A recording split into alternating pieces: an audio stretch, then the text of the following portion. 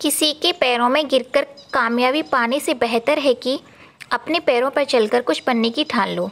Hello दोस्तों, मैं हूं आरती सिंह और आप सभी का स्वागत है आपके अपने यूट्यूब चैनल क्रिएटर बाय आरती सिंह पर।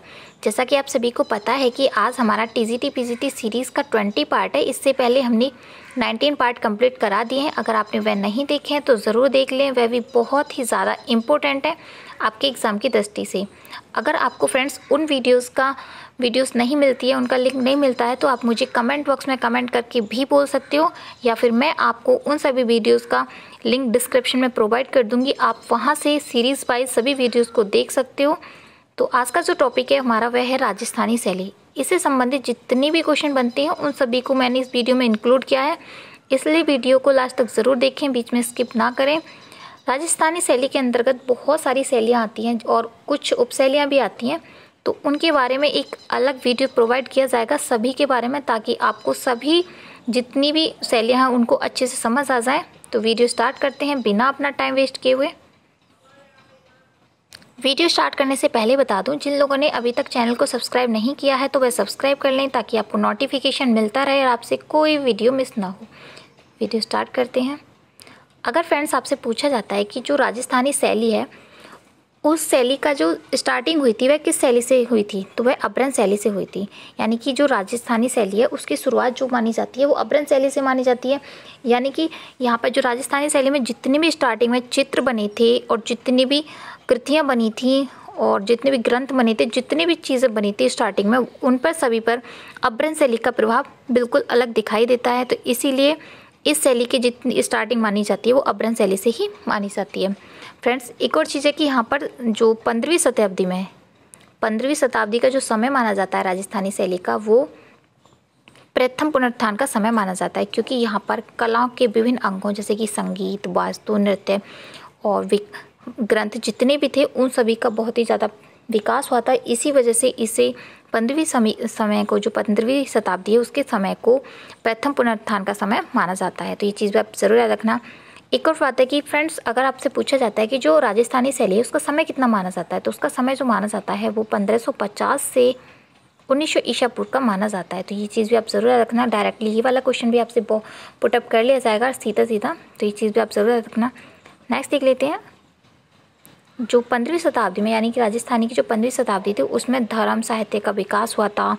संगीत, छंद, भक्ति विषयक आरंभ, इन सभी का विकास हुआ था, जिन पर अभ्रंश शैली का प्रभाव बिल्कुल साफ साफ दिखाई देता है, जो कि 15वीं शताब्दी के माने जाते हैं। नेक्स्ट है कि अगर फ्रेंड्स आपसे पूछ लिया जाता है कि किस शासक के समय में जो कवि हुए थे, जैसे कि केशव हैं, मतीराम हैं, देव बिहारी आदि जो कवि हुए थे वो आए थे, तो वो कौन थे? राजा जयसिंह के समय में वो सभी विद्वान थे, वो आए थे जिन्होंने संस्कृत की शैली पर लक्षण ग्रंथों की रचना की थी। तो ये चीज़ भी आप ज़रूर याद रखना, क्योंकि आपसे सीधा सीधा पूछ लिया जाएगा कि किस शासक के समय में केशव, मतीराम, देव बिहारी आदि कवियों ने अपनी ग्रंथों की रचना की थी, तो वो कौन थे? राजा जयसिंह थे। नेक्स्ट देख लेते हैं। नेक्स्ट है हमारा राजस्थानी शैली को फ्रेंड्स अनेक नामों से जाना जाता है। अनेक विद्वानों ने अलग अलग नामों से इसको दिया है राजस्थानी शैली को, तो इनमें से कुछ हैं। इसे राजस्थानी शैली को राजस्थानी चित्रकला के नाम से जाना जाता है, राजपूत पेंटिंग्स के नाम से जाना जाता है, श्रृंगारिक चित्रकला के नाम से भी जाना जाता है। अब इसके बारे में भी कुछ इंपॉर्टेंट फैक्ट जान लेते हैं। अगर फ्रेंड्स आपसे पूछा जाता है कि जो, जैसे कि मैंने आपको अभी ऊपर बताया कि जो राजस्थानी शैली है उसका जो समय माना जाता है वो 1550 से 1900 ईस्वी तक का माना जाता है, जिसमें जो 15वीं शताब्दी है वो उसका स्वर्णकाल मान सकते हो, या फिर उसमें सबसे ज़्यादा विकास हुआ था, इसीलिए उसे प्रथम पुनरुत्थान का समय माना गया है। अगर फ्रेंड्स आपसे पूछा जाता है कि जो राजस्थानी चित्रकला का जन्म था वो किससे हुआ था, जैसे कि मैंने आपको भी बताया कि वह अभ्रंश शैली से हुआ था। अगर फ्रेंड्स आपसे पूछा जाता है कि राजस्थानी शैली के किस समय में साहित्य, संगीत, चित्रकला, मूर्तिकला और ग्रंथों की रचना हुई थी, तो वो कौन था? 15वीं शताब्दी थी। और फ्रेंड्स एक और चीज़ है कि जो राजस्थानी की जो शुरुआत हुई थी, तो ये पूछा जाएगा कि जो राजस्थानी शैली थी उसकी शुरुआत हुई थी किस शैली से हुई थी, यानी किस समय से हुई थी, तो वो थे गुजरात व दक्षिण राजस्थान के मेवाड़। यानी कि स्टार्टिंग में सबसे ज़्यादा जो आता राजस्थान आता है, तो राजस्थान में सबसे पहले जो आई थी वो मेवाड़ में मेवाड़ में इसका विकास हुआ था। तो ये चीज़ आप ज़रूर याद रखना कि जो सबसे पहले स्टार्टिंग होती है वो मेवाड़ शैली से ही प्रारंभ होती है। इसमें एक और चीज़ थी कि जो राजस्थानी शैली थी, इसमें जो जितनी विशिष्ट देन थी वो अपभ्रंश शैली की थी, और चित्र जो थे उन पे भी अपभ्रंश शैली का ही प्रभाव था जो स्टार्टिंग में था, लेकिन धीरे धीरे इसमें जैसे जैसे इसमें प्रोग्रेस होता गया तो उसमें से अपभ्रंश शैली के जितने भी वो थे प्रभाव को ख़त्म कर दिया गया और राजपूत शैली का निर्माण होने लगा था। जैसे कि बाल कृष्ण संबंधित जितने भी चित्र बने थे उनमें अपभ्रंश शैली का पूरा स्थान राजस्थानी शैली ने ले लिया था लास्ट में। तो ये चीज़ आप ज़रूर याद रखना।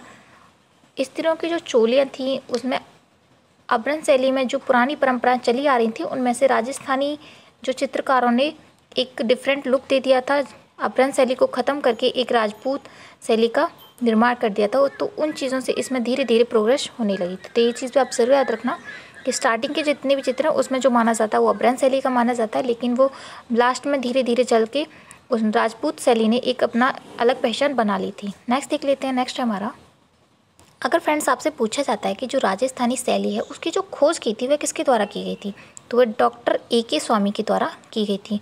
उन्हीं के द्वारा सन 1916 ईस्वी में उनकी पुस्तक जो थी राजपूत पेंटिंग्स, उसमें उत्तर भारत से प्राप्त चित्रों को 2 भागों में बांटा गया था। कभी कभी आपसे पूछ लिया जाएगा कि किसके द्वारा, किस विद्वान के द्वारा राजपूत पेंटिंग्स में उत्तर भारत की जो चित्रकला थी उसे 2 भागों में बांटा था। तो वह कौन थे? Doctor A.K. स्वामी थे, और उन्होंने ही इसकी खोज की थी। और ये जो पुस्तक लिखी थी, पुस्तक के बारे में पूछ लिया जाए कि राजपूत पेंटिंग्स नाम से जो पुस्तक है वह किसके द्वारा लिखी गई है, तो वह डॉक्टर A.K. स्वामी के द्वारा लिखी गई है सन 1916 में। तो ये यहाँ से 3-4 क्वेश्चन आपसे पुटअप किए जा सकते हैं, बहुत ही इंपॉर्टेंट क्वेश्चन है अगर राजस्थानी शैली से क्वेश्चन बनते हैं तो। नेक्स्ट है, अगर फ्रेंड्स ये पूछा जाता है कि जो डॉक्टर A.K. स्वामी थे उन्होंने अपनी पुस्तक राजपूत पेंटिंग्स में उत्तर भारत से प्राप्त चित्रों को किन 2 भागों में बांटा था, तो वे कौन कौन से थे? मुगल शैली और राजपूत शैली, उन्हें 2 भागों में बांटा था। तो ये चीज़ भी आप ज़रूर याद रखना, पूछ लिया जाएगा आपसे। नेक्स्ट देख लेते हैं। नेक्स्ट है हमारा, अगर फ्रेंड्स आपसे पूछा जाता है कि जो डॉक्टर A.K. स्वामी ने राजपूत शैली के अंतर्गत किसको शामिल किया था, तो किसको शामिल किया था? राजस्थान एवं पहाड़ी शैली के चित्रों को शामिल किया था। राजस्थानी किसके द्वारा?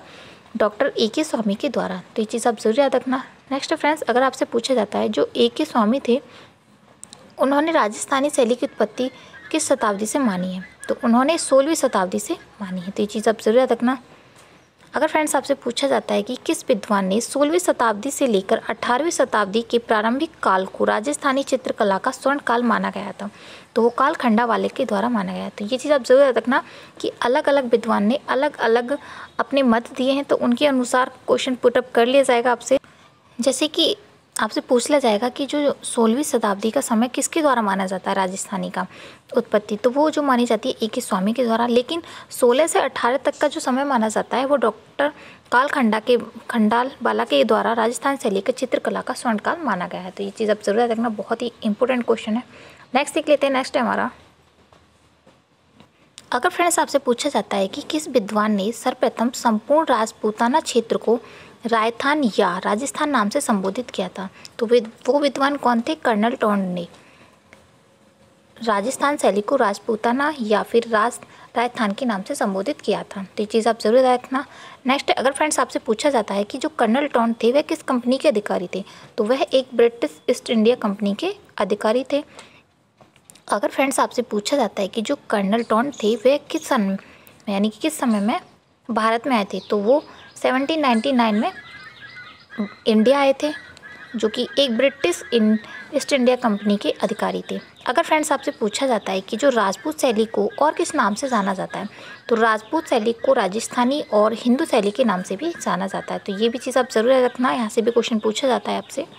अगर फ्रेंड्स आपसे पूछा जाता है कि जो राजस्थानी शैली में कौन से चित्र सर्वाधिक बनाए गए हैं, तो वो थे लघु चित्र और मिनिएचर पेंटिंग सबसे ज़्यादा बनाई गई हैं राजस्थानी शैली में। तो ये चीज़ें आप ज़रूर याद रखना, बहुत बार पूछा गया है। नेक्स्ट देख लेते हैं कि जो राजस्थानी है और अपभ्रंश शैली है उसकी तुलना किस रूप में की गई, तो यानी कि क्या क्या उसमें डिफरेंस रहे थे जिससे जो अपभ्रंश शैली से राजस्थानी को डिफरेंट बताया गया। तो देख लेते हैं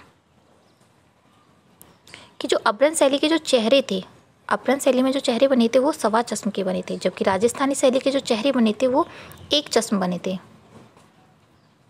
क्या बने थे? एक चश्म बने थे। जबकि अपभ्रंश शैली के जो चेहरे बने थे वो सवा चश्म के बने थे।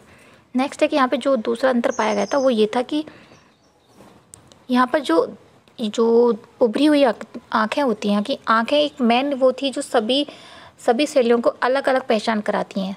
तो दूसरी आँख के आभार से राजस्थानी शैली का उद्गम माना जाता है, यानी कि जो अपभ्रंश शैली में जो आँख था, उभरी हुई आँख दिखाई गई थी, तो उसी जो उभरी हुई आँख से ही राजस्थानी का उद्गम माना जाता है। नेक्स्ट है कि अगर फ्रेंड्स आपसे पूछा जाता है कि जो अपभ्रंश शैली के मुख्यतः ग्रंथों में कागज़ को चिपकाकर मोटी तह पर बनाकर अंकित किया गया था, तो वो कौन सी शैली थी? अपभ्रंश शैली में। तो ये चीज़ भी याद रखना।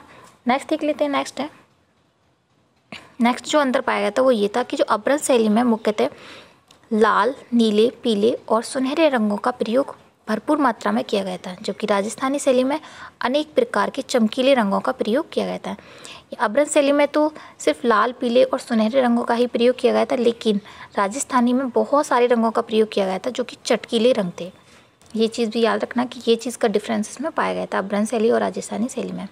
नेक्स्ट है कि जो अपभ्रंश शैली में प्रकृति का पूर्ण अलंकारिक आलेखन किया गया था। जो अपभ्रंश शैली थी उसमें ज़्यादातर जितना भी चित्रण हुआ था संपूर्ण मान लो वो था एक अलंकारिक आलेखन के रूप में चित्रण हुआ था, जबकि राजस्थानी शैली में चित्रित यानी कुछ ही मात्रा में अलंकारिक लेखन हुआ था, जिसमें स्वाभाविक इतना सा समावेश था, यानी कि थोड़ा ही सम्मिलित था, इतना पूर्णतः नहीं हुआ था, थोड़ा बहुत ही अलंकारिक चित्रण किया गया था। अपभ्रंश शैली में निब जो होती है या कठोर लेखनी से काले रंग से रेखांकन किया गया था, किसमें? अपभ्रंश शैली में।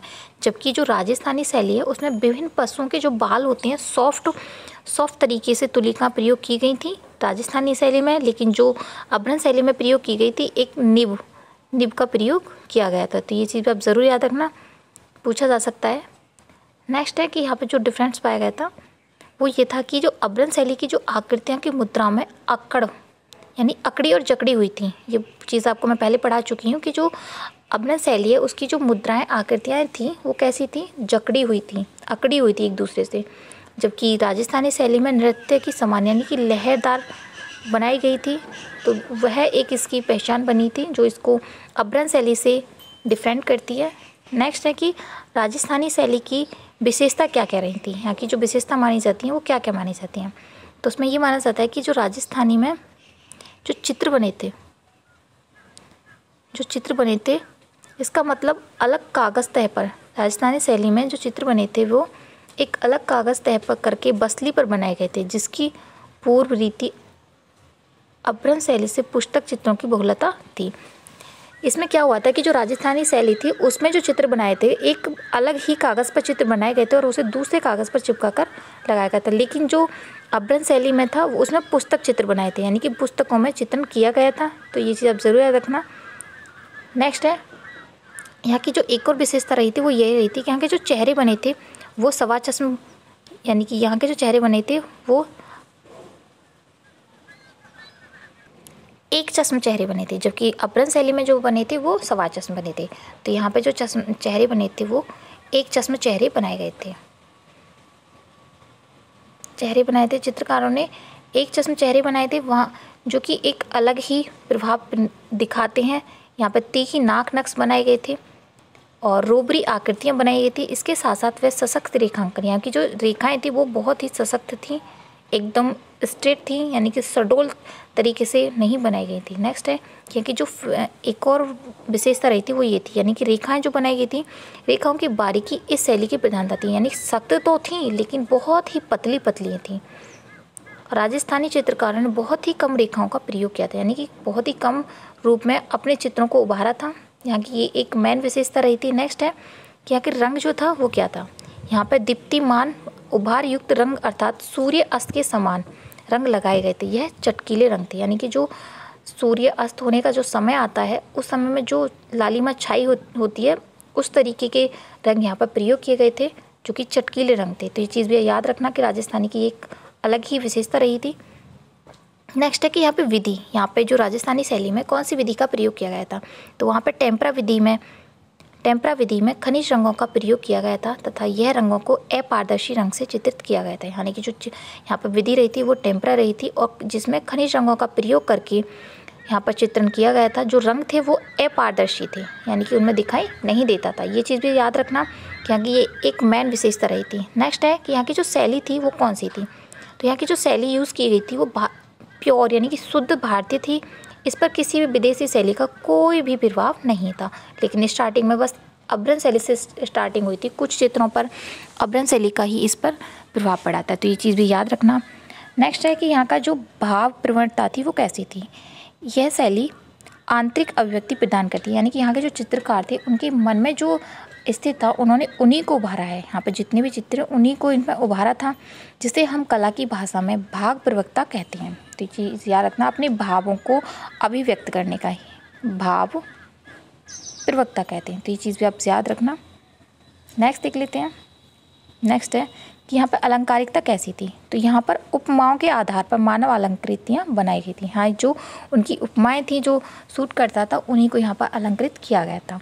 नेत्र क्या थे, जैसे कि मैंने आपको बताया कि जो राजस्थानी शैली की जो मेन विशेषता रही है वो नेत्र रहे हैं, जो कि अलग अलग शैली का आभास कराते हैं, क्योंकि इसमें 4 शैलियाँ मिली हैं और उनके अंदर भी उप शैलियाँ। तो जो उनकी मेन तरीका रहा था पहचानने का इस शैली का, तो वो आँखें ही रही थी, जो कि इस शैली को डिफरेंट करती हैं।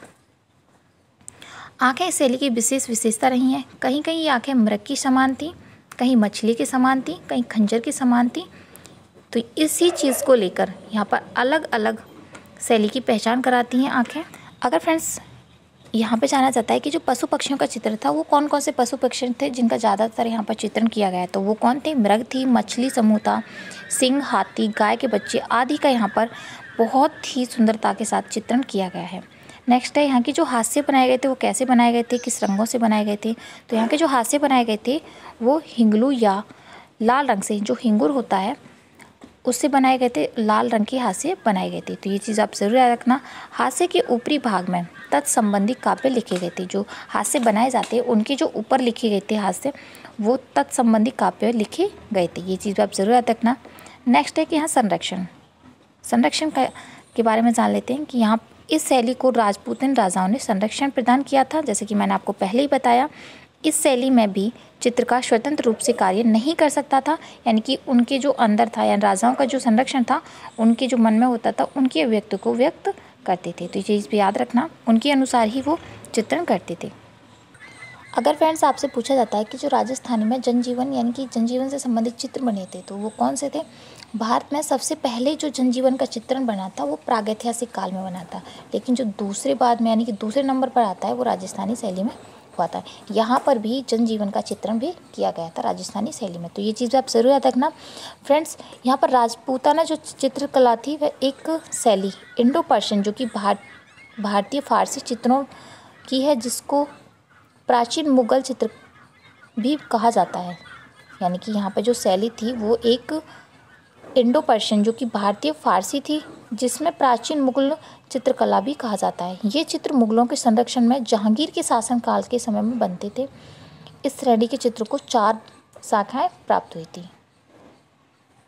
नेक्स्ट देख लेते हैं कि राजस्थानी शैली का वर्गीकरण, इसके बारे में, क्योंकि राजस्थानी शैली में और भी शैलियाँ भी भाग में डिवाइड किया गया था। लेकिन अगर फ्रेंड्स पूछा जाता है कि जो राजस्थानी की जो शैलियाँ थी 4 थी, 4 में से जो सबसे पहली शैली थी वो कौन सी थी, यानी कि जो स्टार्टिंग मानी जाती है वो मेवाड़ शैली से मानी जाती है।